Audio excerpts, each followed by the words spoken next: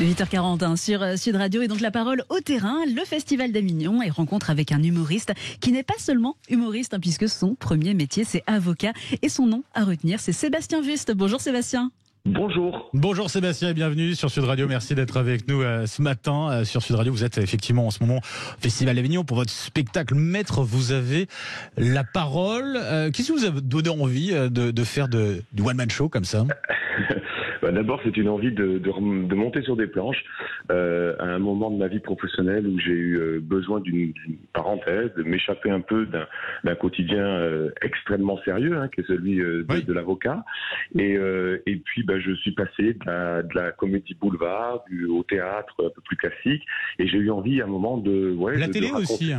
Ouais, un peu de télé, effectivement. Et puis, j'ai eu envie de raconter à un moment aussi, ce qui était ma vie, parce que souvent, j'étais confronté, comme beaucoup de professionnels, à des clichés qui étaient véhiculés. Et je me dis, c'est dommage que les gens ne sachent pas exactement comment ça se passe dans notre quotidien. Et je me dis, tiens, si j'allais raconter ça sur scène. Et c'est là qu'est venue l'idée de ce seul en scène. Et je me suis dit, allez, je vais porter ça sur les planches, mais je vais le faire avec humour. Je vais pas écrire un bouquin, je vais pas faire une conférence. Je vais essayer d'amener les gens dans mon univers, mais de le faire en les faisant rire. Alors comment on fait, Sébastien Wüst, de l'humour, justement? Vous avez dit, c'est un métier sérieux, c'est des moments assez lourds, finalement, à passer. Comment on arrive à passer justement de ce côté très sérieux, très lourd, à un côté beaucoup plus léger et beaucoup plus drôle? D'abord parce que je crois qu'on en a tous besoin, finalement. Ça permet de désamorcer les choses, de rire des choses, même les plus terribles, même les plus graves. Ça fait parfois du bien. Il faut pas confondre rire et se moquer. Je me moque pas, moi, je me moque pas des gens, je me moque pas des affaires judiciaires dont je parle sur scène, mais on s'en amuse. Voilà, on essaie de désamorcer les choses. Et puis je crois que c'est un peu comme un enfant. Il suffit de changer le prisme. Vous savez, les enfants sont capables de sourire, de rire dans des moments qui pour nous paraissent dramatiques. Par exemple, à un enterrement. Pourquoi? Parce qu'ils vont rire, parce qu'ils vont voir que le curé va se brûler avec la bougie, par exemple. Voilà, ils vont regarder l'événement que nous on voit de manière uniquement sérieuse. Ils vont regarder avec un prisme d'enfant, un prisme un peu coquin, d'une manière différente. C'est ça que je fais. C'est-à-dire, moi, je regarde finalement cette actualité judiciaire d'une manière un peu différente et j'amène avec moi les gens dans cette caricature-là et ça fonctionne. Ça fonctionne très bien parce que finalement, les gens apprennent plein de choses et ils ont la banane. C'est ça aussi, il y a de la pédagogie aussi, finalement. On apprend des choses aussi. Oui, parce que alors je voulais parler de mon quotidien, mais pas que, parce que d'abord, ce que j'ai vécu en 18 ans, moi je suis avocat depuis 18 ans, c'est une chose, mais c'est certainement pas exhaustif, donc je voulais aller au-delà de cela, et donc je m'amuse aussi des absurdités de notre loi, de nos lois, pardon, je m'amuse des choses très surprenantes que l'on peut trouver dans les décisions de justice, dans nos codes. J'entendais parler avant dans votre émission de l'accumulation des lois, évidemment que j'en parle aussi sur scène, c'est-à-dire qu'on a l'impression d'avoir 1000 feuilles de loi là qui ne cessent d'augmenter. Donc toutes ces choses-là, j'en parle sur scène, j'apprends des choses, je crois, aux gens, mais encore une fois, avec toujours la même envie, c'est d'abord de les faire rire avec ça, pour que ça passe plus facilement et qu'on dépoussière un peu, peut-être, cette profession d'avocat. Sébastien Wüst, quand vous parlez, par exemple, de lois absurdes, vous avez un petit exemple à nous donner? Par exemple, ça vous arrive de voir un petit verre à la radio non. Jamais. Ah, Laurie, elle dit non direct. C'est un peu tôt quand même. On balancera pas de nom. Parce que c'est interdit. Vous ne savez peut-être pas, mais c'est interdit. Et pourtant, il y a des pots de départ tout le temps. Et voilà. Dans les entreprises. Donc c'est de s'amuser de ça. Et puis dès qu'on a donné un petit exemple, c'est ensuite de tirer, comme on le fait souvent en humour, de le tirer avec de la caricature, avec du jeu, en faisant un petit sketch sur c'est de ça dont je m'amuse chaque jour, et avec ça que j'amuse les gens.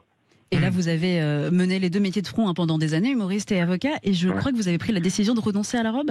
Alors, c'est encore en réflexion. Pour être tout à fait honnête avec vous, moi je suis toujours avocat. Et la réflexion est là parce que j'ai la chance de beaucoup tourner avec mon seul en scène. J'ai la chance aussi de monter sur scène avec des comédies. Donc aujourd'hui, c'est une vraie vie professionnelle dans laquelle je suis avec la scène. Et ça devient de plus en plus difficile, évidemment, de faire les deux. Parce que j'ai une vie de famille aussi et que la semaine ne fait que 7 jours. Voilà, donc la réflexion est là, évidemment. Mais aujourd'hui, je suis toujours avocat. Et puis la salle, la télé aussi, puisque vous jouez dans la série Demain nous appartient. Alors là, rôle de composition. On vous a aperçu, JP, fan de tuning. JP, fan de tuning. Voilà. Ouais. Alors, on est tellement de la vocale. Pour ceux qui connaissent ma voiture, on est vraiment dans un rôle, il a fallu aller le chercher celui-là, voilà, pour le travailler. C'est ça qui est chouette. Imaginez, moi j'ai un travail extrêmement sérieux et là j'ai la chance de m'amuser. En fait, vous savez, quand on était enfant, on s'amusait aux cow-boys, aux indiens, aux policiers, aux voleurs. Enfin, on était constamment en train d'entrer dans des personnages et moi j'ai la chance, le droit aujourd'hui à 44 ans de pouvoir le faire à l'âge adulte. C'est juste extraordinaire. Voilà, donc je prends tout ça avec beaucoup de plaisir. J'ai beaucoup de chance de pouvoir le faire et voilà. Donc je m'amuse beaucoup et c'est voilà. Donc c'est vraiment un grand plaisir de vivre ça. Sébastien, juste, vous n'êtes pas le premier avocat à vous lancer dans la comédie, alors que ça soit sur scène, ou sur scène pour des seuls en scène. Oui, c'est le terme français, c'est important, vous le dites, et c'est vrai que c'est mieux que one man show. Vous n'êtes pas le premier, comment vous l'expliquez ça?